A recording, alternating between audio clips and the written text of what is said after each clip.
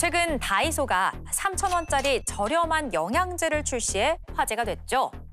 그런데 출시되자마자 약사들의 거센 반발이 이어지면서 일부 제품은 결국 판매가 중단됐습니다. 그러자 소비자들 사이에서는 자유롭게 구매할 권리가 침해당했다, 불만의 목소리가 나왔는데요.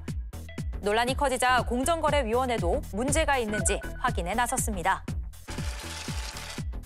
국내 대형마트 2위 업체인 홈플러스가 기업 회생 절차에 들어가면서 그 파장이 커지고 있습니다. 홈플러스에 물건을 납품하던 협력사들이 하나둘 떠나면서 한때 매장 운영이 어려울 뻔했지만 다행히 밀린 대금 일부를 지급하면서 큰 위기는 넘긴 분위기입니다. 홈플러스가 이 위기를 어떻게 풀어나갈지, 소비자들이 믿고 이용할 수 있을지 당분간 지켜봐야 할 것 같은데요. 일부 매대가 비어있긴 하지만 아직까지는 장 보시는 데 큰 문제는 없으실 겁니다. 상속세 개편.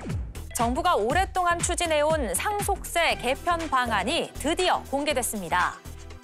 지금까지는 상속 재산 전체를 기준으로 세금을 매겼는데요. 이걸 배우자와 자녀 등 상속인이 나눠서 받았을 경우 각자 실제로 받은 만큼만 세금을 내도록 바꾼다는 겁니다.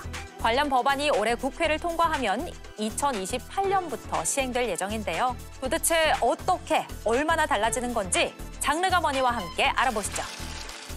캐나디아노. 캐나다에서 요즘 아메리카노를 캐나디아노로 부르고 있다는 사실 아시나요? 도널드 트럼프 미국 대통령이 관세 폭탄을 예고하자 이에 반발해 미국산 불매운동을 벌인 건데요. 캐나다는 물론 멕시코와 중남미, 유럽으로까지 불매운동이 퍼지고 있습니다. 온라인에서는 테슬라 타도 운동까지 벌어지고 있어요. 전 세계로 번져나가는 노 아메리카! 벌써 미국 주식들이 직격탄을 맞고 있는데요. 테슬라 매출 또한 급격하게 떨어지고 있습니다. 자칫 장기적인 경기 침체로 이어지진 않을지 서학기미들이 안절부절하지 못하고 있습니다. 대세는 하이브리드? 지난해 국내 하이브리드 차의 누적 등록 대수가 200만 대를 넘어서며 친환경차 시장에서 눈에 띄는 성장세를 보이고 있습니다. 반면 전기차는 부족한 충전소, 짧은 주행거리 같은 불편함 때문에 성장세가 다소 주춤한 모습인데요. 하이브리드 차는 기름이랑 전기 둘 다 쓰니까 좀 더 현실적인 대안으로 떠오르고 있어요. 전문가들은 전기차로 가는 길목에서 하이브리드가 징검다리 역할을 할 거라고 분석했습니다. 이 두 기술 당분간 공존할 걸로 보이네요.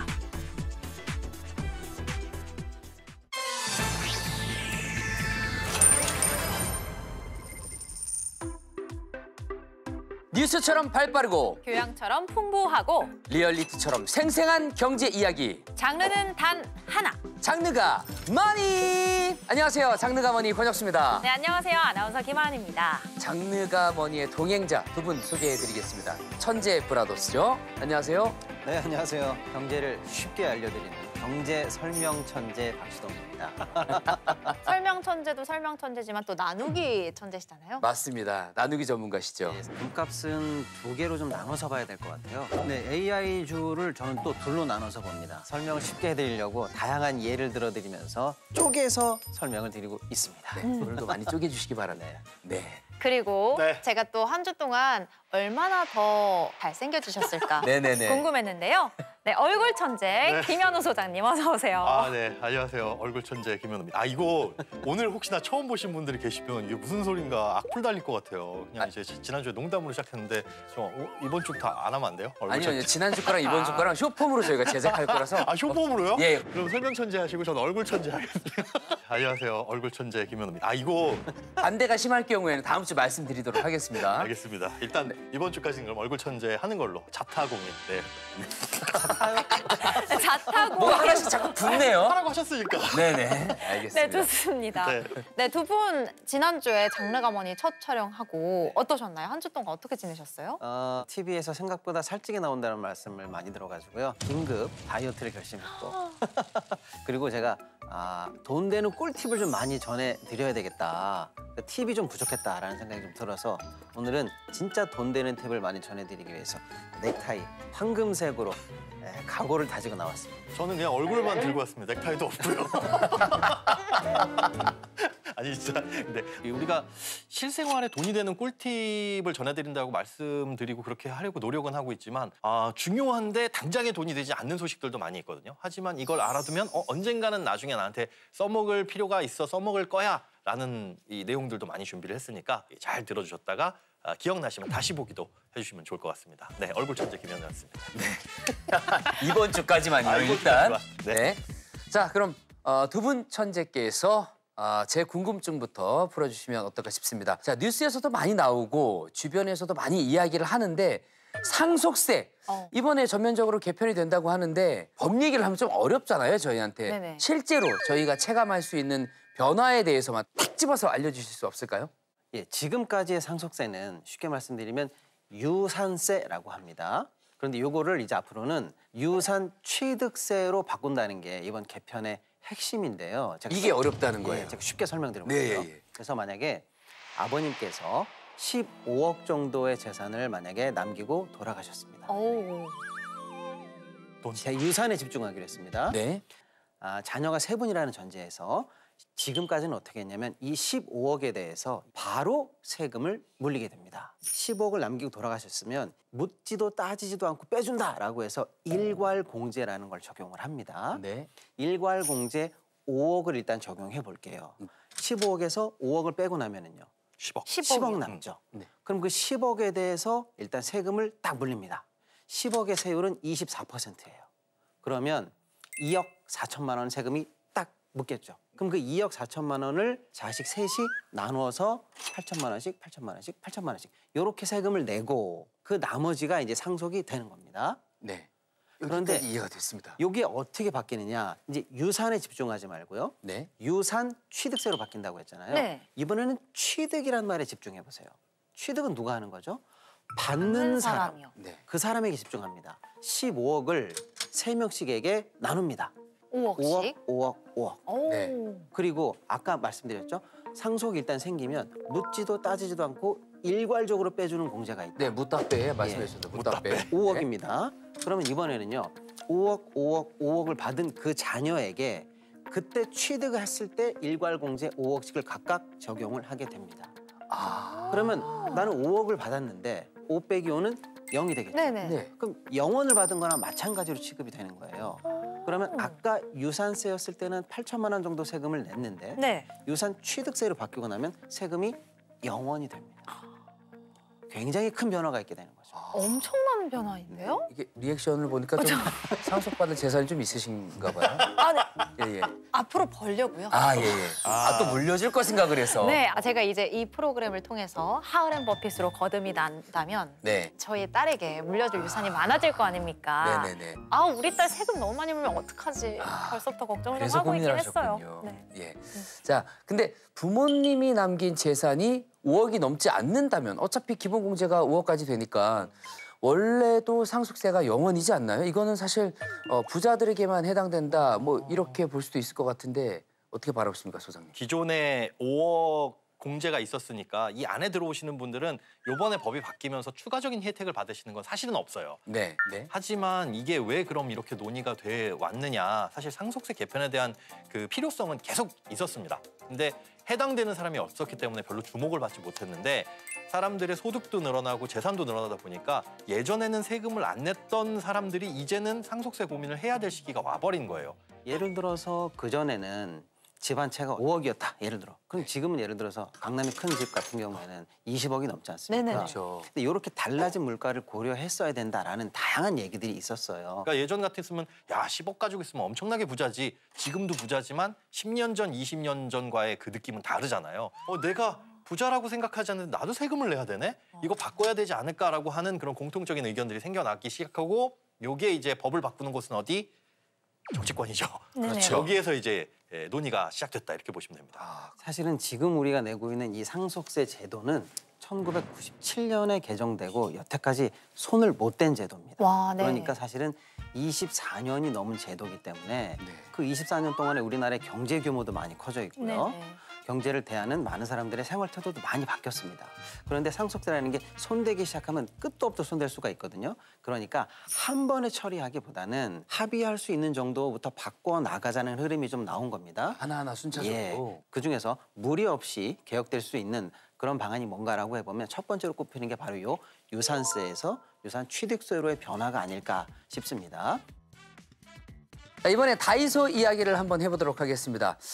최근에 다이소의 저가형 건강기능식품 판매가 좀 논란이었잖아요. 약사들의 반발로 일부 제품들은 좀 철수가 됐습니다만 그렇다면 현재 다이소 매장은 어떤 상황인지 저희 제작진이 직접 현장을 다녀왔다고 합니다. 네, 총 3곳을 가봤다고 하는데요. 이 얘기를 들어보니까 일양약품이 철수 결정을 했다고는 하지만 아직 재고가 좀 남아있는 곳이 있었다고 하고요. 아무래도 철수를 해서 그런지 매대에 빈 공간은 좀 꽤 보였다고 합니다.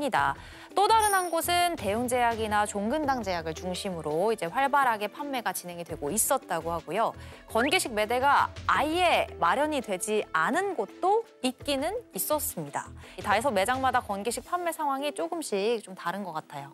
근데 저는 좀 궁금한 게 건강기능식품이 사실 약품이 아니잖아요. 네네. 마트에서도 팔고 백화점에서도 팔고 심지어는 온라인으로도 구매를 할 수 있잖아요. 그렇죠. 근데 엊그제 뉴스 봤을 때는 뭐 CU에서도 이제 팔 거라고 네. 들었습니다. 아니 다이소 제품이 특히 뭔가 다른 게 있는 건가요? 일단은 가격이 네. 싸도 너무 쌉니다. 싸도 네. 문제야. 예, 싸도 문제가 되는 겁니까? 보통 네네. 우리가 영양제, 건강기능식품 약국이나 이런 데서 살 때 제가 볼 때는 3만 원에서 6만 원 사이가 보통 그 정도가 레인지다라고 생각들을 하시는데요. 네. 네네. 깜짝 놀랍니다. 다이소에서 파는 가격은 3,000원, 4,000원, 5,000원 이런 수준입니다. 와, 공 하나가 빠지는 거네요. 그러니까요. 그러네요. 기존 가격에 우리 머릿속에 있는 가격의 약 6분의 1 수준밖에 안 되는 거고요. 네. 인터넷 뭐 아까 얘기한 뭐 쿠팡이라든지 뭐 이런 이커머스에서 사는 가격을 봐도 네. 거기서도 최하 보통 2, 3만 원대니까 네. 거기에 비해서도 몇 분의 1씩 더 낮은 가격으로 현재 판매가 되고 있기 때문에 어떻게 그렇게 저렴하게 판매를 할 수 있는 겁니까? 뭐 성분이 다릅니까? 그런 걸 궁금해 하실까 봐 제가 직접 다이소에서 가지고 왔습니다. 아, 한번 돈 보시죠. 내고 가져오신 거죠? 내돈내산 하신 거죠?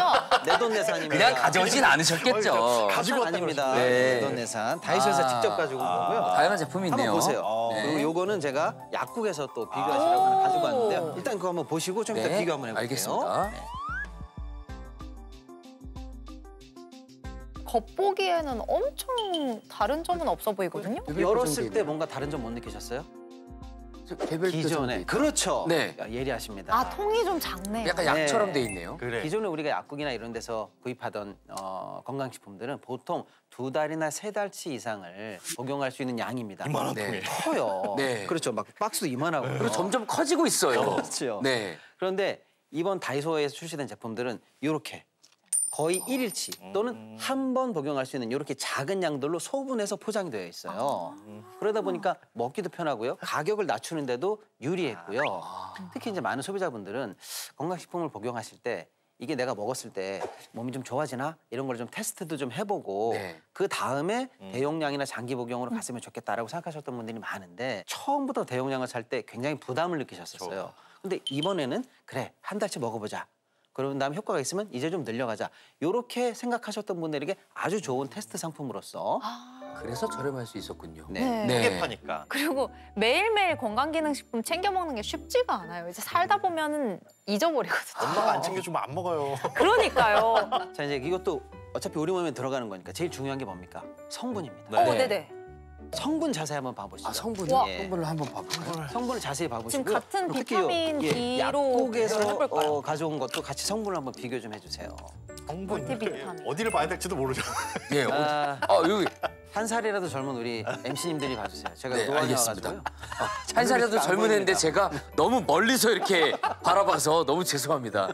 아니 네. 무테인 같은 걸 사오시지. 아, 근데 이게 근데 사실 성분을 우리가 봐도 모르는 게 그 네. 마트 가서 된장 살 때 된장도 여러 가지 있다고 하잖아요. 공장에서 만든 거, 뭐 재래식으로 만든 거 그런 것들도 성분 보면 잘 모르는데 이 성분들 자체도 숫자만 가지고는 알 수가 없어요. 성분의 함유량 자체도 중요하지만 그걸 어떻게 만들었는지 그리고 흡수율은 얼마인지 그것도 각 성분마다 다 다르다고 해요. 근데 네. 읽어보면 이 성분의 이름 자체도 굉장히 생소하고 어렵죠. 그러니까 네. 일반인들이 이걸 숫자만 가지고 비교하기에는 상당히 어려운 부분이 없지 않아 있습니다. 근데 지금 약사분들이 가장 억울해하고 화가 나는 분노의 포인트는 뭐냐면 가격만을 놓고 하다 보니까 야 3,000원짜리를 약국에선 3만 원에 팔던 거야? 그러면 이거 폭리 취하는 거 아니야? 아 이 나쁜 놈들. 이런 프레임이 너무 기분 나쁘시다는 거죠. 엄연히 성분도 다르고 우리 몸에 끼치는 영향도 다른데 그렇게 저렴하게 팔 수 있는 걸 갖다가 비싸게 파는 게 약국이다라는 인식을 심어줄 수 있어서 그 부분에 대해서 굉장히 개인적으로 다들 분노를 하고 계시더라고요. 근데 엄연히 다르다라는 거 그거는 이제 소비자들도 알고 먹어야 같은 돈을 내더라도 제대로 돈을 지출하는 거 아닌가 생각이 됩니다. 그렇죠. 소비자 입장에서는 선택지가 많아졌으니 오히려 뭐 좋은 것 같긴 하지만 예를 들어서 저라면 제가 먹는다면 다이소 제품을 이용을 할 것 같긴 한데 만약 부모님께 선물을 해드린다. 그러면 약국에 가서 상담을 해서 좀 고함량 제품을 저도 그럴 선물로 드릴 것 같긴 합니다. 약국은 약국대로, 또 다이소는 다이소대로, 프리미엄 라인은 프리미엄 라인대로, 또는 가성비 있고 효율성 좋은 제품은 효율성 좋은 제품대로 이렇게 합리적으로 구분해서 선택하시면 제대로 소비하시는 소비자가 되지 않을까 이런 생각이 좀 들고요. 네.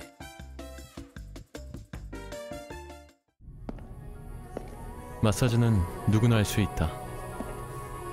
하지만 전신을 각각 움직여 깊숙한 곳까지 마사지하는 건 아무나 할 수 없다.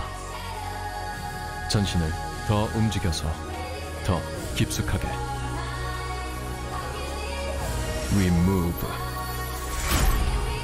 헬스케어 로봇 기술을 경험해보세요. 헬스케어 로봇 바디프렌드.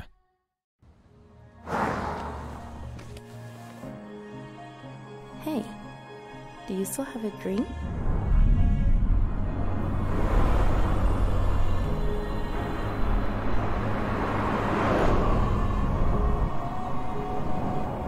꿈은 누구에게나 존재한다. 그리고 이루어져야 한다. For your desire, the Kia EV4. Kia, movement that inspires.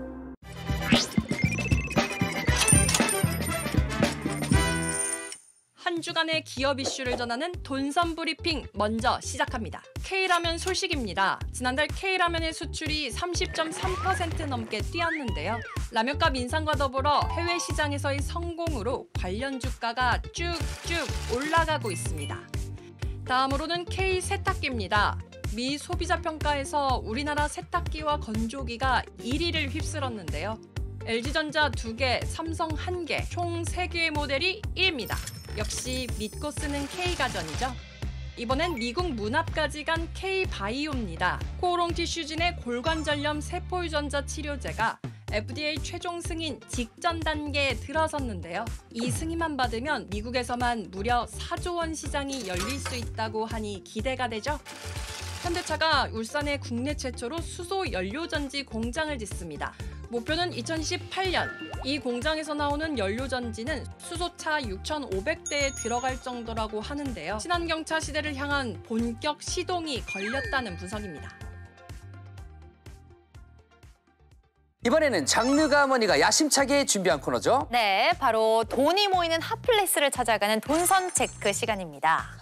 돈선 체크는 최고의 경제 전문 기자들이 산업과 유통의 현장을 직접 발로 찾아가는 코너인데요. 자, 이번 주는 정아람 기자 나와주셨습니다. 안녕하세요. 네, 정아람 기자입니다. 스페인 바르셀로나 MWC 현장에서 뭘 많이 까주신다고. 네. 하지만 제가 오늘 모든 거를 다 깔 수는 없고요. 좀 더 까주시지 그랬어요. 궁금한 게 굉장히 많거든요. 까지 않는 배가 궁금하네요. 기억하고 계시네요. 저번 주에 스페인에 있었는데 한국에 돌아와서 바로 업무를 복귀하니까 마치 꿈을 꾼 것처럼 아득하게 느껴지네요. 오늘은 좀 더 긴 영상으로 더 생생한 취재 후기와 함께 제대로 까보도록 하겠습니다. 네, 영상으로 한번 만나보겠습니다. 저는 지금 스페인 바르셀로나에서 열리는 MWC 2025 현장에 와 있습니다.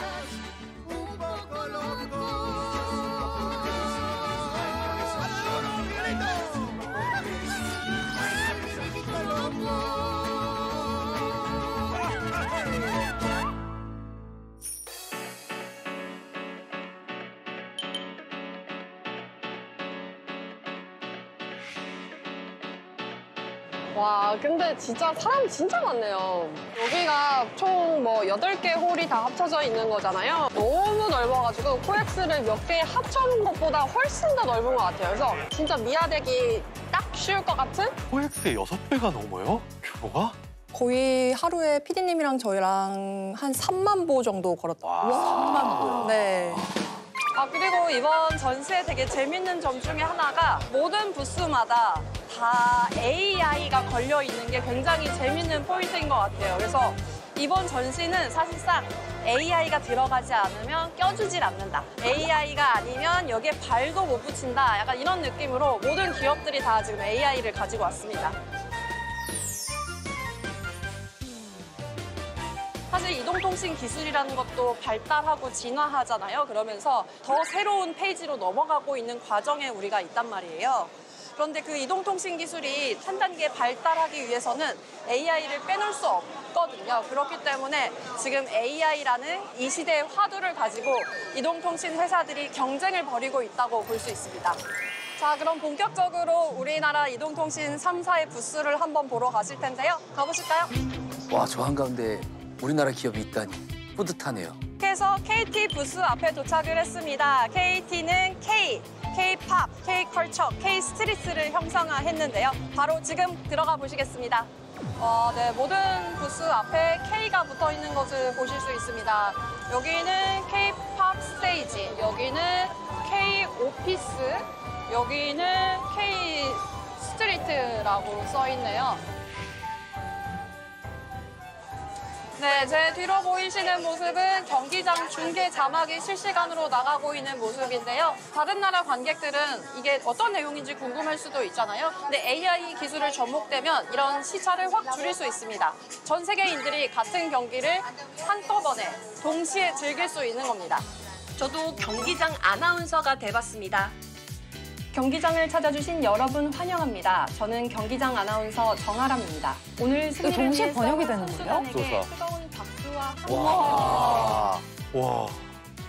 영어, 중국어, 일어 세 가지가 되고요. 91개 언어까지 포함해서 저희가 상황에 맞추어서 선택해서 자막으로 내보낼 수 있는 시스템입니다. 실시간 중계 자막 번역 기능은 올해 안에 수원 KT 위즈파크에 적용될 예정이라고 합니다. 바로 옆에선 이강인 선수와 기념 촬영도 가능했는데요. 네. Hello KI. I am Lee Sang, an attacking midfielder for South Korea. Thank you. 네, 그리고 KT 같은 경우에는 K-팝 같은 엔터테인먼트 분야에서도 AI 기술을 활용하면 이 활용도를 어떻게 높일 수 있는지도 부스에서 보여줬는데요. 전 세계 팬들이 열광하고 있는 K-팝 같은 경우에도 AI 기술을 활용하면 팬층을 더 넓게 확장할 수 있을 것 같습니다.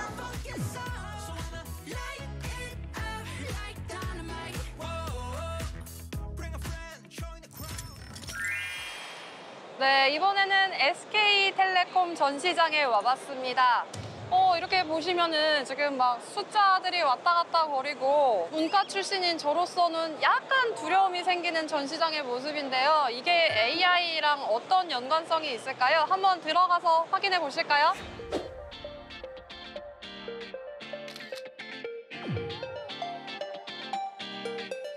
네, 여기 이렇게 AI 데이터 센터가 있는 이유는 바로 이게 SK텔레콤의 미래 먹거리이기 때문입니다. SK텔레콤은 데이터 센터를 통해서 새로운 수익을 추가적으로 창출하겠다는 계획을 내비치고 있는데요.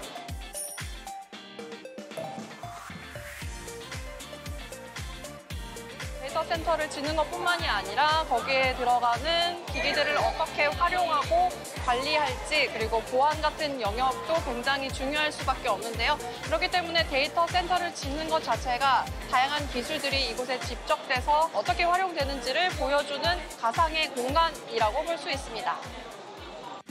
SK텔레콤은 AI 인프라뿐 아니라 다양한 산업에 AI를 접목한 솔루션도 공개했는데요. 지금 여기를 보시면 지금 이 CCTV가 저희를 찍어가지고 어떤 수상한 사람들이 있는지를 포착을 해서 설명을 해주고 있는 것 같습니다. 여기 제 모습도 찍혔는데요. AI가 어떤 면을 좀 수상하다고 생각했는지 모르겠지만 저 역시 약간 관심의 인물로 여기 포착이 된 것을 볼 수 있습니다. 뒤에서 돌고 있는 AI 시스템이 사람을 캡처해서 그 사람에 대한 설명을 이렇게 뽑아내는 식으로 동작을 하고 있습니다. 오른쪽에 있는 이 보고서처럼 저희가 이제 새롭게 정보를 다 요약을 해서 뽑아낼 수가 있고 새로운 그 보안 시스템에 적용이 될 수 있을 것이라고 보고 있습니다.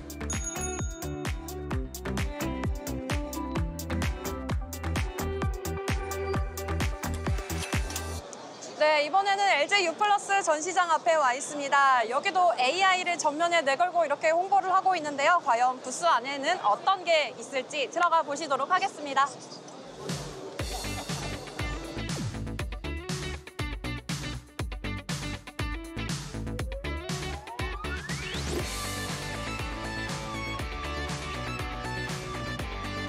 기존의 입시에서 더 똑똑하고 강화된 기능이 탑재됐습니다. 예를 들면 일정을 브리핑해주고 또 자동으로 예약하는 기능도 갖추게 됐고요. 음성 위변조나 그런 개인정보 보호 같은 문제가 요즘 되게 민감한 이슈잖아요.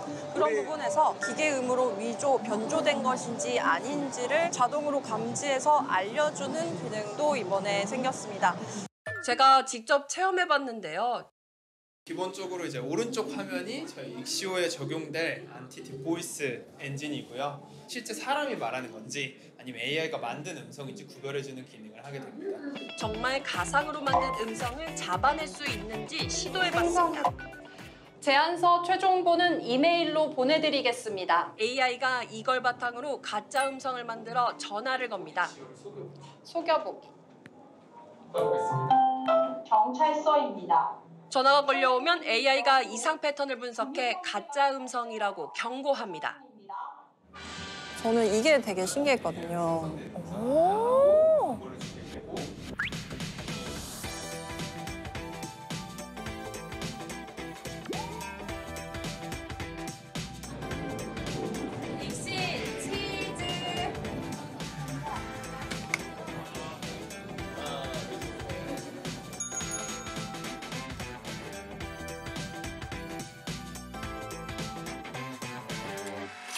MWC 2025 현장은 말 그대로 AI 전쟁터였습니다. 전 세계 각 기업들이 최첨단 AI 기술을 내놓고 치열하게 경쟁하고 있었는데요. 우리나라의 뛰어난 기술력도 확인할 수 있는 자리였고요. 앞으로 AI가 우리 일상을 침투할 날이 멀지 않았는데 앞으로 다가올 미래 돈선 체크 통해서 빠르게 체크하시고 대비하시기 바랍니다. 지금까지 스페인 바르셀로나에서 정아람입니다. 자, 우리 정아람 기자가 한국의 대표 통신기업 모두 갔습니다. 자, 외국의 어떤 3사 기술에 대한 반응은 어떻습니까? 네, 제가 뭐 3사를 다 꼼꼼히 다 둘러봤는데요. 그 LG U+ 같은 경우에는 통신사 본연에 충실했다 이런 평이 많았습니다. 딥보이스 같은 보이스피싱을 막는 기술 네. 이런 거는 사실 통신사에서 먼저 알아서 이렇게 선제적으로 대응을 해주면 굉장히 든든한 측면이 있는 거잖아요. 네네. 세심한 부분에 대해서 배려를 했다, 뭐 노력을 했다라는 부분에서 좀 높게 평가를 받았고요. SK텔레콤 같은 경우에는 굉장히 세련되게 부스를 차렸는데 그 부스를 통해서 앞으로 어떻게 수익을 창출할 것인가 이런 비전을 제시했다. 아, 김하은 아나운서가 아주 좋아하겠네요. 수익 창출에 대한 비전 제시. 예. AI가 고도화되면 데이터 사용량이 엄청나게 급격히 늘어나잖아요. 네네.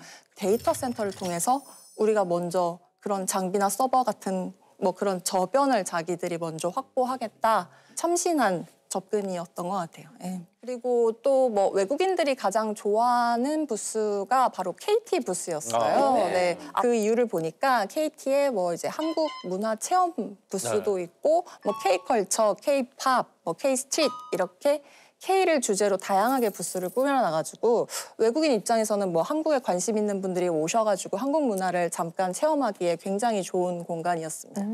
이색적이었겠네요. 네. 자, 그런데 저는 AI 기술이 코앞에 와 있다고 많이 얘기들을 하시는데 네네. 이게 지금 당장 어떻게 돈을 벌 수 있는지 AI로 이게 궁금하거든요. 맞아요. 네. 아니, 지금 방송 시청하고 계신 우리 시청자분들 AI 관련한 투자 팁을 좀 드린다면 어떤 게 있을까요? 물론 김현우 이제 소장님. AI에 관련한 투자 그러면 AI와 관련된 기업들에 대한 투자도 있겠지만 지금 AI의 발전 속도는 한번 써보신 분들 아마 아실 거예요. 정말 웬만한 똑똑한 말 잘 듣는 신입사원 못지 않거든요. 특히 특히나 문서 작업이나 이런 것들을 하시는 분들, 사람이 한번 누군가 내 옆에 있었으면 좋겠다라고 하시는 분들은 이걸 비용으로 한번 결제를 해서 쓰시더라도 내가 지금 당장에서 내 주머니에서 돈이 나가겠지만 시간과 인건비는 절약할 수 있을 만한 정도의 기술까지도 왔다라고 생각이 됩니다. 그래서 업종마다 다르겠으나 본업에서 이걸 활용할 수 있는 방법으로 내 소득을 창출하는 것도 좀 좋은 투자 기회가 되지 않을까 그렇게 생각이 됩니다. 아, 그러니까 시간을 절약하는 게 돈을 버는 거다. 맞는 얘기네요. 나 대신 일해줄 친구가 옆에 있으니까요. 네네. 불평불만 없는. 근데 우리 대신 일을 해달라고 하면 저희 같은 경우에는 좀 적용하기가 어려울 수 있겠네요. 그냥 저희가 일을 해야죠, 저희는. 예. 자, MWC 소식 정아람 기자님 아주 잘 들었습니다. 면세점 초콜릿은 이따가 주시면 됩니다. 예, 다음에 또 뵙도록 하겠습니다. 감사합니다. 고맙습니다.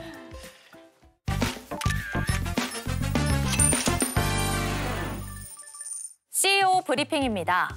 이번 주 화제의 CEO는 조원태 한진그룹 회장입니다. 지난 11일 서울 강서구 대한항공 본사에서 새롭게 바뀐 CI를 직접 공개했는데요. 아시아나항공 인수 이후 통합된 대한항공을 보여주는 첫걸음이었습니다.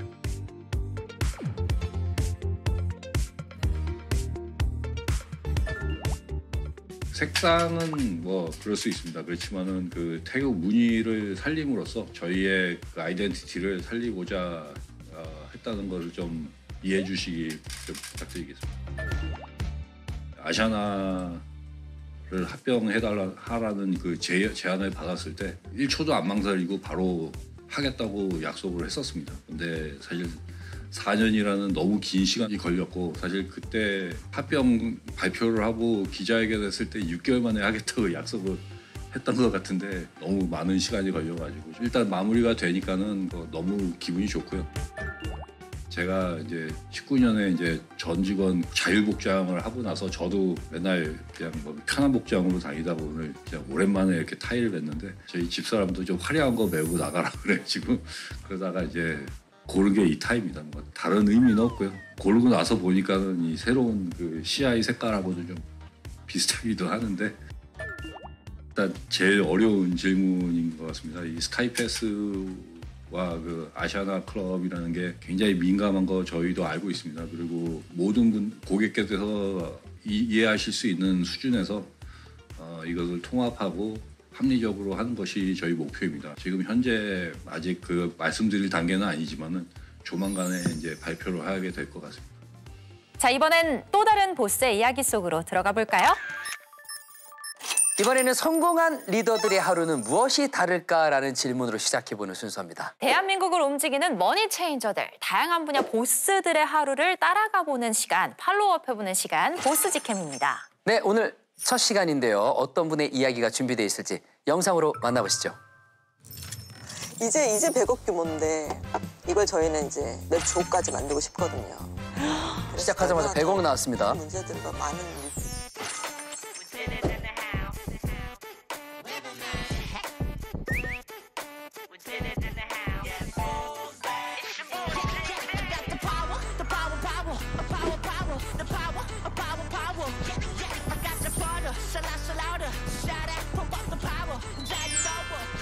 많이 넣을 거지 오늘? 무슨 생각했냐면 오케이 좋았어.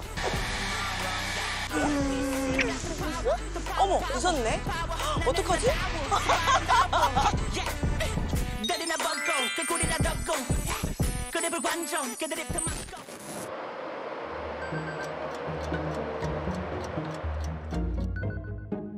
역시 보스들의 아침은 빠릅니다.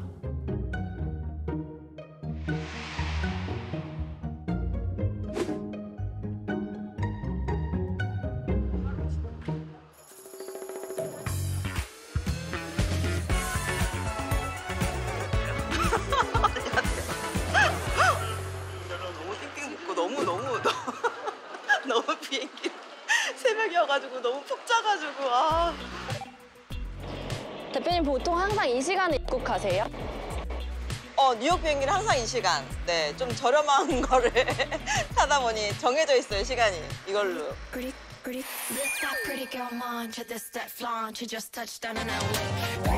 뉴욕.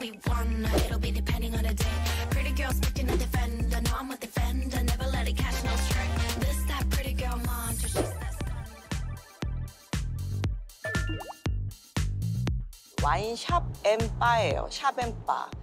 그래서 보통 마트에서 사면 되게 저렴한데 그게 레스토랑으로 옮겨지면 3배 정도 비싸지잖아요. 근데 이제 그게 저희는 정말 샵 앤 바예요. 샵 가격 그대로 바에서 마실 수 있는. 그래서 저희는 이트 가격으로 되게 훌륭한 공간에서 마실 수 있는 그런 거를 서비스를 제공하는 그런 브랜드고요. 와인과 어떻게 사랑에 빠지게 되셨나요? 이게 제가 이제 처음에는 영국에서 와인을 소믈리에로 공부를 하고 와인 석사 공부를 하고 논문을 썼거든요. 제가 영국에서 이제 홈스테이를 오랫동안 했었어요. 아줌마 아저씨 부부신데 농부셨어요. 매일 저녁 먹을 때마다 그냥 그 와인 한 잔 딱 주신 게 반찬처럼 주셨어요. 근데 그거를 그렇게 먹으면서 너무 맛있고 제가 건강해지는 경험이 있었어요. 그리고 아무도 부어라 마셔라 하지 않는데 와인을 하루에 한 잔 마시는 그 문화가 있는 그곳이 한국보다 시장이 20배가 크더라고요. 그래서 정말 이런 좋은 콘텐츠들은 문화로 접근하면 시장이 커지는구나. 시장이 커지면 제가 돈 벌 거니까. 그럼 그랬을 때 와인의 대중화를 어떻게 시킬 수 있지? 내가 감히? 20년째 똑같이 와인의 대중화를 꿈꾸면서 계속 같은 일을 하고 있는 것 같아요. 역시 좋은 걸 파다 보면 좋은 아이디어가 나오나 봐요. 단순히 와인을 많이 팔아야지가 아니라 문화를 통해서 와인 시장 자체를 넓혀야지라고 크게 생각하고 계시네요. 오늘은 이제 돌아가시면 좀 주무시고 시작하시는 걸까요? 충분히 자서 비행기에서 이제 가면 바로 이제 아침이고 애들 깨워야 되잖아요. 애들 깨우고 학교 보내고 출근해야죠. 씻고. 어머! 늦었네? 애들 나갈 때 보거나 못 보겠는데요? 너무 예쁘다. 근데 저렇게 완벽한 동그라미는 처음 보는 것 같아요. 항상 이렇게 걸쳐있거나 반틈이지 않나? 쟤 왜 이렇게 빨갛고 동그랗지? 오늘 특별한 날. 근데 진짜 긍정적이시고 에너지가 너무 좋으세요. 아침에 가서 막 끌어안고 뽀뽀 한번 하는 그 또 기쁨이 있거든요. 뭔지 아세요? 모르시죠, 아직은? 엄청 귀엽거든. 네, 고맙습니다. 네, 안녕히 가세요. 드디어 집에 왔네요. 선배! 빨리 내려와!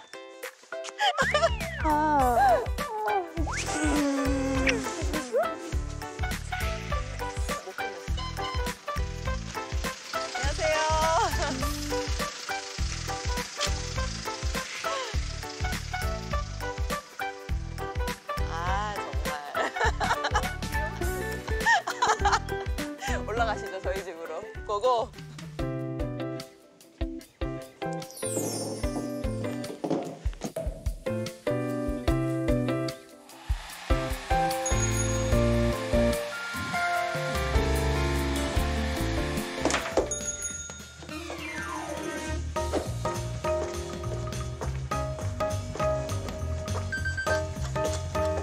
집에서 30초. 30초.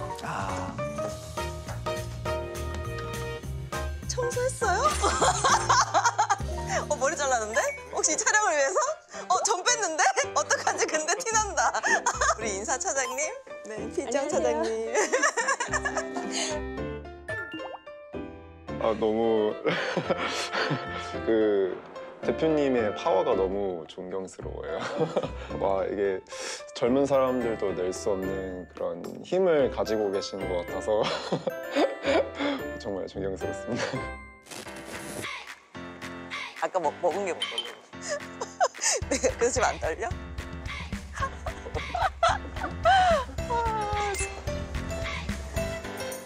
아니, 그래서 이 로제 와인하고 떡볶이가 어울린다 생각하십니까?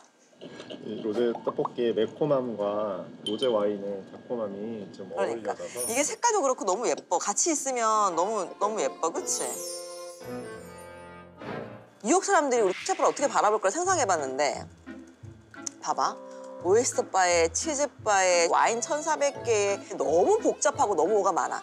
컨텐츠가 많아서 좋긴 한데 좀 뉴욕은 좀 심플하겠다 생각이 들더라고. 우리는 오이스터도 잘하고 파스타도 잘하고 치즈도 우리 다 만들어. 다 너무 좋은데 다 빼고 가장 프레시한데 진짜 빨리 나와야 되는 것 같아. 뉴욕 사람들이 점심을 안 먹는다? 대충 빠르게 진짜 먹거나 아니면 진짜 제대로 먹거나 이거야. 빨리 나오고 가격을 고정하고 그 가격을 고정한 거에 양과 모양을 갖추고 그래서 15.99달러로 그냥 픽스를 해버리면 일반 샌드위치 가격만큼 싼 거거든? 약간 미친 가격인 것 같긴 한데 그럼 뭐가 남아? 저렇게 해서 뉴욕으로 진출한다고요? 분명히 어떤 팁이 있으실 것 같아요. 테이스팅 탭 보여드릴게요. 그래서 여기 이 탭 같은 경우는 핸드폰으로 성인 인증을 하시면 QR을 부여해요, 저희가. QR로 와인을 뽑아 먹는 거예요. 이렇게 누르면 활성화가 되고 약간 수도꼭지 같죠, 탭처럼. 그렇게 이렇게 80가지 와인이 있어요, 여기에. 그래서 80가지를 테이스팅 하실 수 있는 거죠. 가격은 1,000원부터 몇만 원까지 있어요. 자기가 원하는 용량만큼 잔으로 나와요. 한 잔이 기본 단위인 거네요? 잔보다도 더 작은 단위로도 가능합니다. 아 진짜요? 그래서 다양한 와인을 마실 수 있는 그런 컨셉이군요. 네네네.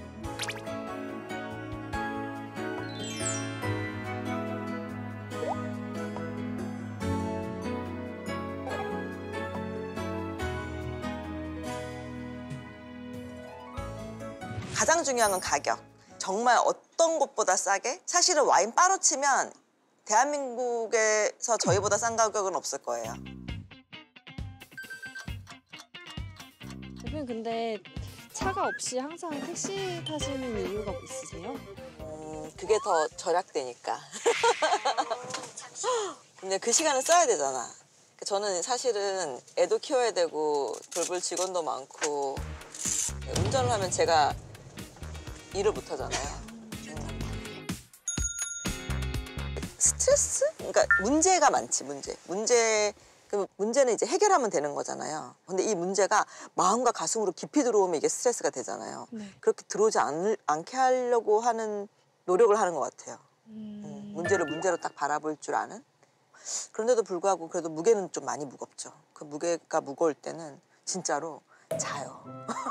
정말 자고 일어나서 다시 좀 객관화시키고 어떻게 해결하지를 고민하려고 하지. 잘 자리 잡고 잘 서 있어 봐야지. 무리하지 않고 실수하지 않고.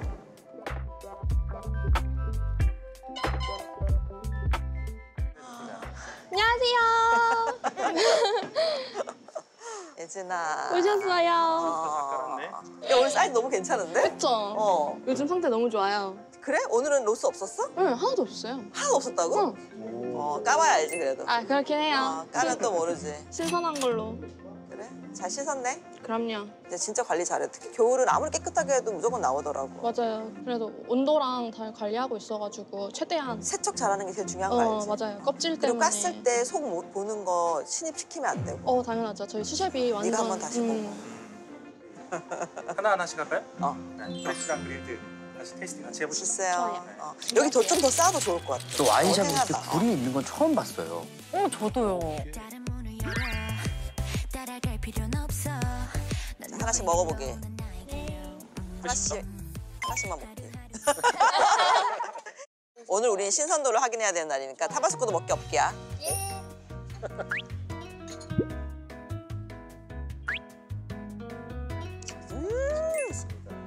지금 여기 통영인데요. 여기 바다가 보이거든요. 너무 좋다. 그치? 너무 맛있는데?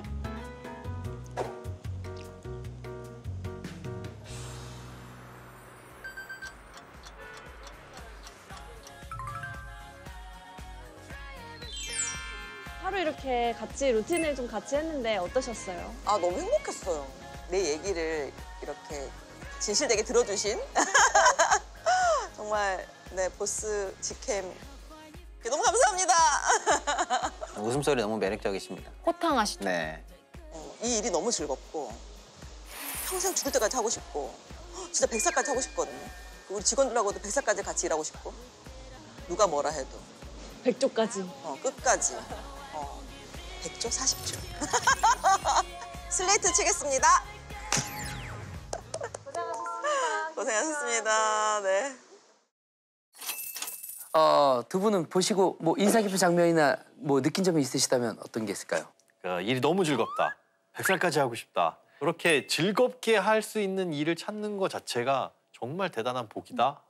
사람이 살면서 가장 궁극적으로 얻을 수 있는 최고 행복 아닐까. 일에 대해서는 그렇게 생각이 되네요. 우리 평론가님은 샵바를 이용을 자주 해보신 것 같습니다. 사실은 이제 굉장히 유명한 분이에요. 와인 업계에서는요. 실제로 영국 현지에서 공부를 통해서 지금까지 한기를 쭉 파오셨거든요. 제가 볼 때는 저 사업의 배경에 한우물을 쭉 파온 전문성이 근저에 깔려 있다 이렇게 보고요. 그동안 와인은 샵에서 사든지 아니면 비싼 와인바에서 먹든지 두 개밖에 없었는데 네네. 샵과 바를 합치면 되지. 정육식당처럼. 그래서 사는 것도 싸게 사고 즐기는 것도 부담 없이 즐길 수 있도록 하면 그동안 있지 않았던 새로운 공간이 창출된다. 이런 아이디어를 만드신 거거든요. 또 그걸 현실화시키고 추진하는 감각도 탁월하셨던 것 같아요. 자, 언젠가는 저도 보스 직캠에서 제 직캠을 찍을 날이 올 수 있게 열심히 보스가 한번 되어보도록 하겠습니다. 얼마나 걸릴까요? 네, 100살 전에. 예. 네, 그 전까지 저희 장르가머니 계속 되겠습니다. 네, 달려가야죠. 네. 네. 마이 에먼스 스페이스. 일상에 맞춰 취향에 따라 좋은 휴식은 에먼스럽게 에브리웨어 에브리 모먼트 에먼스. 여기도 콘드로이친, 저기도 콘드로이친. 비슷비슷한 이름들에게 따라할 수 있는 건 비슷한 이름, 딱 거기까지. 다양한 국가에서 연구된 관절 연골 건강지표 개선 확인. 이 정도는 담아야 이름값 하는 콘드로이친. 관절엔 콘드로이친 1200.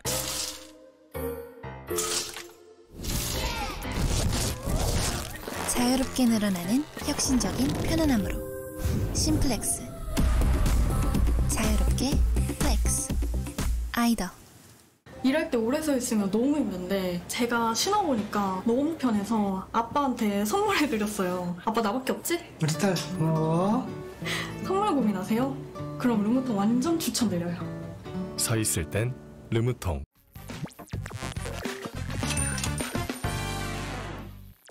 네, 이번에는 제가 준비한 내용입니다. 오늘은 자동차 관련된 토론입니다. 함께 보시죠. 이번 시간은 저희 장르가머니의 아주 논쟁적인 순서죠. 경제의 고수들의 치열한 머니 토론, 생각이 달라 시간입니다.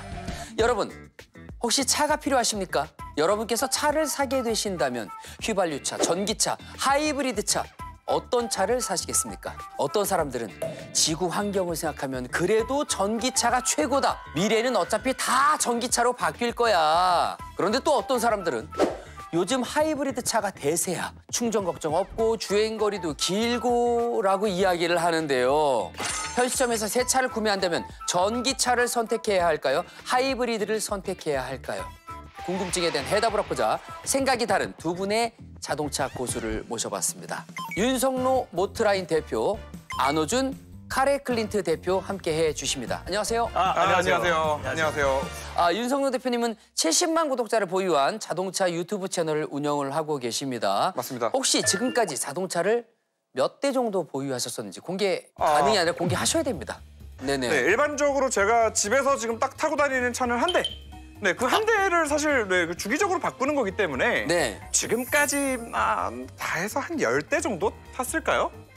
그러면은 보통 시청자 여러분들보다는 많이 차를 바꾸시는 걸로. 네, 그냥 꼭 이 업 때문이라기보다는 그냥 차를 좋아하는 사람으로서 뭐 새 차가 나오면은 타보고 싶으니까 한 2, 3년 주기로 한 번씩 바꾸는 정도. 그래서 지금은 어떤 차를 타고 계십니까? 지금은 칸. 일단은 가지고 있고요. 그리고 한 대 더 있습니다. 현대에서 나온 80 전기차. 80이 전기차 버전이 또 있거든요. 그렇습니까? 네, 그거를 또 한 대 가지고 있고요. 아니, 잠깐만. 전기차 여기 앉아야 되는 거 아니야? 전기차만 벌써 2대야, 지금. 하이브리드 차는 혹시 없으십니까? 하이브리드 차도 가지고 있습니다. 하이브리드 차는 소렌토 하이브리드 가지고 있습니다. 지금 한 대 끄신다고 했는데 말이 계속 달라지고 계십니다. 그러니까 집에서 타는 차는 이제 한 대인데 이제 회사에 또 이제 회사차. 회사차가 있고. 이제 또 뭐 직원분들이 타고 다니시는 차도 있고. 이렇게 해서 최대한 좀 골고루. 안호준 대표님은 가구회사 CEO라는 본업이 있다고 들었는데 맞습니다. 그런데도 자동차 유튜브 채널을 추가로 운영을 하고 있습니다. 맞습니다. 자동차가 그렇게 좋으신 겁니까? 사실 자동차 디자인을 하려고 미대를 갔는데 어쩌다 보니까 가구를 디자인하게 됐어요. 그래서 가구 회사를 하는데 자동차 디자인에 대한 꿈을 못 이룬 그 한이 있는 거죠. 그래서 그걸 일부러 푸시는 거군요. 그렇습니다. 네네. 자, 대표님은 어떠십니까? 전기차, 하이브리드, 뭐 내연기관차 어떤 차 보유하고 계십니까? 제가 오늘 이 전기차 대표 주자로 나오지 않았습니까? 네. EQS 이제 구입을 하면서 감가를 많이 후들겨 맞았고요. 네. 그리고 이제 현대에서 나오는 전기 트럭이 있습니다. 네. ST1 이렇게 갖고 있습니다. 언행 일십니다, 저는. 전기 트럭까지 가지고 계시죠? 전기 트럭까지 지금 타고 있습니다. 자, 그리고 본격적인 토론을 하기 전에 이거 하나 짚고 넘어가겠습니다. 자, 시청자 여러분들 중에서 전기차랑 하이브리드랑 대체 무슨 차이가 있는 건지 모르시는 분들도 좀 있을 것 같습니다. 이거 좀 간단하고 좀 쉽게 설명 부탁드리도록 하겠습니다. 일단 뭐 여러분들이 고전적으로 알고 계시는 자동차라고 하면 엔진 이 들어가고 그 엔진은 이제 휘발유든 디젤이든 폭발할 수 있는 물질이 들어가서 폭발하면서 움직였었죠. 그런데 전기차라고 하면 이제 그 엔진이 빠지고 모터가 들어가서 순전히 이제 전기만으로 자동차가 구동되기 시작하는 자동차가 전기차라고 할 수 있습니다. 그러면 하이브리드는 뭐냐? 이 모터와 엔진이 둘 다 들어가 있는 게 하이브리드입니다. 점점 기술이 발달하면서 전기차의 장점도 점점 더 많이 가져오고 내연기관차의 장점은 장점대로 또 더 많이 가져오고 하면서 하이브리드가 조금 다시 좀 대세가 되고 있지 않나 이런 분위기가 좀 형성되고 있는 타이밍이죠. 요 얘기까지 제가 들어봤습니다. 네. 단도직입적으로 질문드리겠습니다. 자, 어떤 차가 더 경제적일까요? 사실 경제성으로 생각하면 전기차가 압승입니다. 압승. 압승입니까? 아예 압승입니다. 그 정도입니까? 네네네. 근데 저의 경우로 한번 예를 들어보겠습니다. 네. 제가 이제 아까 말씀드렸던 전기 트럭 7개월 됐는데 5만 킬로 탔습니다. 7개월 만에? 7개월 동안 5만 킬로 도대체 어딜 그렇게 다니십니까? 이제 물론 저도 타긴 하지만 이제 저희 직원들도 거래처와 거래처나 뭐 고객님 배송이나 하다 보니까 그렇게 많이 타게 되었는데 타는 동안 킬로와트 시당 200원에 충전을 했습니다. 그러면 이 차를 가득 채우는데 소위 말해서 이제 만땅이죠. 만땅에 14,000원입니다. 14,000원. 네. 14,000원 충전해서 400km 탑니다. 여기서 그냥 이 게임 끝입니다. 경제성에 대해서는. 또 한 가지 그러네요. 예를 들어드릴게요. 네. 이제 아파트마다 충전 요금이 다 다릅니다. 하지만 단독주택이나 이제 공동주택 사시는 몇몇 분들은 심야 전기로 70원에 충전할 수 있습니다. 특히 여기 앉아 계시는 윤석열 대표 단독주택 지금 살고 있죠? 네. 충전 얼마에 하고 있죠?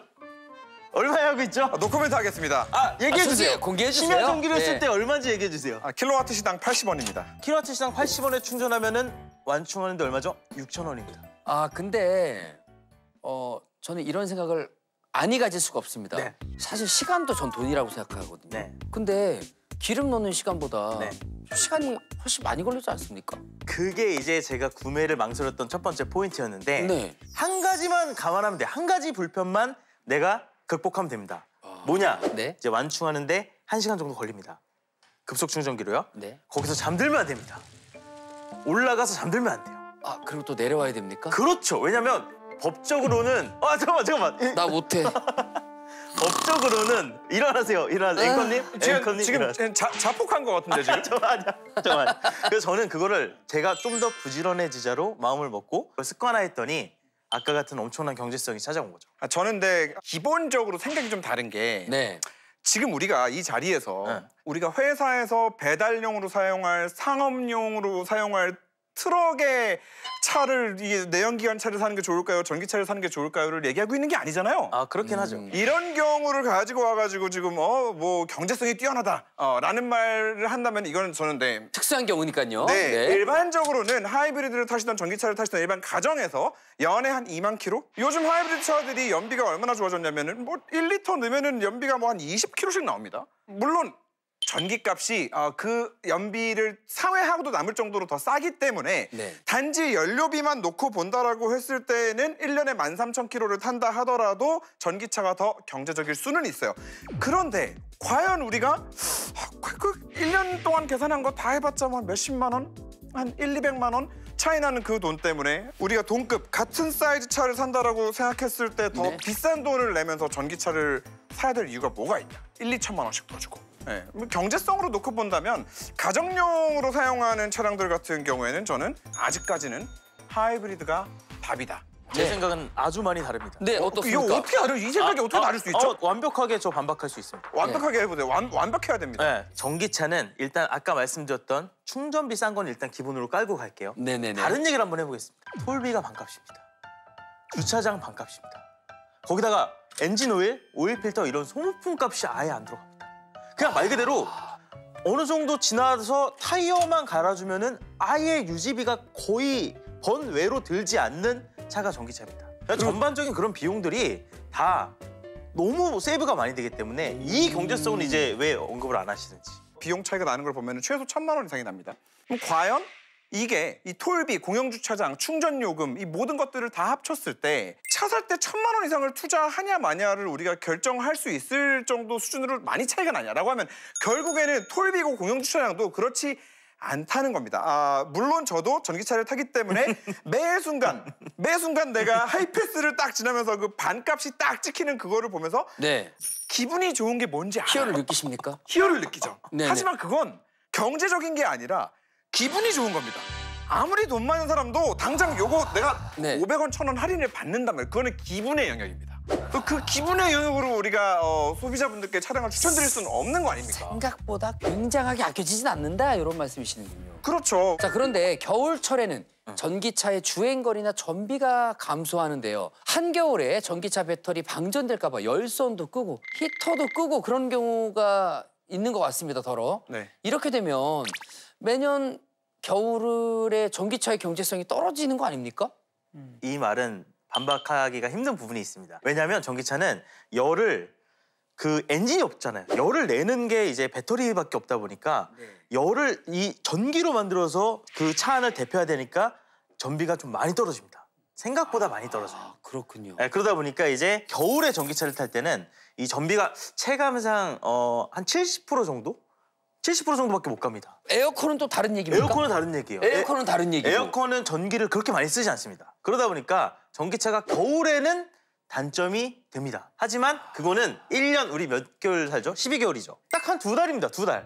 2달 못 참습니까? 요즘 계절이 여름하고 겨울 이렇게 두 개로 나눠지기 때문에 거의 절반은 경제성이 지금 얘기하셨던 경제성이 좀 떨어지거나 혹은 히터 조심 좀 해주셔야 될 것 같습니다. 이거 좀 단점입니다. 단점이. 근데 저는 오늘 하이브리드 차를 좀 어필하기 위해서 나오기는 했지만 저 의견에 반대합니다. 왜? 오히려 보완을 해주시겠습니까? 네, 겨울에 전기차가 가지고 있는 장점이 있습니다. 처음에 아침에 딱 차에 타가지고 시동 걸면은 따뜻한 바람 나올 때까지 시간이 좀 걸리죠. 좀 걸립니다. 전기차는 이런 문제가 없습니다. 그냥 언제든 영하 10도든 20도든 차 안에 타서 시동 버튼을 누르고 히터 버튼을 누르는 순간 따뜻한 바람이 나옵니다. 전기를 사용하기 때문에. 그렇기 때문에 저처럼 집에서 사용하는 전기차를 좀 이렇게 단거리로 운행을 많이 하시는 분들은 오히려 겨울철에는 연비가 좀 떨어진다 하더라도 따뜻한 바람이 언제나 즉각적으로 나와서 내가 원하는 실내 온도를 유지할 수 있다는 건 또 굉장히 장점으로 와닿기도 하거든요. 그럼에도 하이브리드 차가 짱입니다. 경제적인 측면 이외에도 현실적으로 부딪히는 문제들이 있습니다. 전기차를 택했는데 충전할 곳이 없다면 솔직히 이거 멘붕이 좀 오지 않습니까? 자, 충전 스트레스 문제, 이거 심각한 거 아닙니까? 심각하지 않습니까? 심각하죠. 사실 이제 제가 느끼는 요즘 가장 최근의 근황은 휴게소마다 초급속 충전기가 이미 다 보급이 완료가 됐습니다. 네. 어느 휴게소를 가도 이제 200kWh 이상의 충전기가 다 깔려 있습니다. 충전 인프라 깔기 힘들다 그랬죠? 그거는 2020년 이전의 얘기입니다. 2025년 지금 이미 인프라가 다 깔려 있어요. 지금은 다르다. 다릅니다. 고속도로 휴게소나 다른 이제 수많은 지자체 동사무소나 이런 데 충전기가 이미 급속 충전기가 너무 많이 널려 있습니다. 그렇다고 집에 있다 갑자기 고속도로로 가서 충전할 수는 없지 않습니까? 충전을 할 수 있죠. 할 수 있는데 여기서 하나 좀 불편한 건 제가 인정하고 가겠습니다. 계속 불편한 얘기만 오늘 하나만 더 인정하겠습니다. 계속 해주시고 우리 계십니다. 이 영상을 보시는 시청자 여러분들을 위해서 제가 한마디만 조금 더 피가 되고 살이 되는 조언 하나 더 드리겠습니다. 앱이나 핸드폰 좀 잘 다뤄야 됩니다. 왜냐하면 충전 사업자가 너무 많습니다. 충전 사업자가 K 일렉링크, 차지비, 현비트 제 대표적인 것만 한 건데 그냥 몇십 개 있습니다. 그러니까 한 몇십 개가 있습니다. 네네네네. 그래서 지금 여기 어플 열어보면요. 전기차 충전 어플 이 모뎀이 있는데 맞습니다. 거기에 앱이 15개 깔려 있습니다. 15개. 자, 여러분 뭘 사야겠습니까? 이런데도 지금 전기차를 지금 그것도 또 진입장벽 중에 하나겠네요. 맞아요. 근데 그것만 넘어서면 천국이 펼쳐지죠. 뭘 자꾸 넘어서야 된다는 말씀을 자꾸 많이 그것만 하십니다. 넘어서면 됩니다. 요것만 넘어서고 요것만 넘어서고 네. 자, 끝으로 오늘 두 분의 생각이 얼마나 달랐는지 달러를 통해서 확인해 보도록 하겠습니다. 생각의 차이가 전혀 없었으면 0달러, 완전히 달랐다면 100달러입니다. 인성훈 대표님 먼저 공개하도록 하겠습니다. 몇 달러? 저 먼저인가요? 네. 50달러입니다. 저는 70달러 했습니다. 좀 더 다르시군요. 네, 70달러.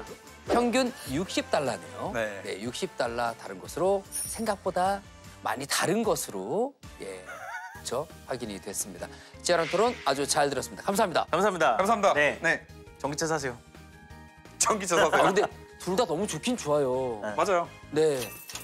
와, 오늘도 팽팽합니다. 네. 혁수님 그래서 뭘로 정하셨어요? 저는 정하지 못했습니다. 너무 힘들어서 정하지 못했고요. 오늘 세 분의 의견을 듣고 정해볼까 생각을 하고 있습니다. 자, 그럼 뭐니 해도 머니를 가장 많이 생각하고 계시는 세 분. 더 경제적인 차는 어떤 차일까요? 하이브리드 차 대 전기차. 하나, 둘, 셋! 하이브리드!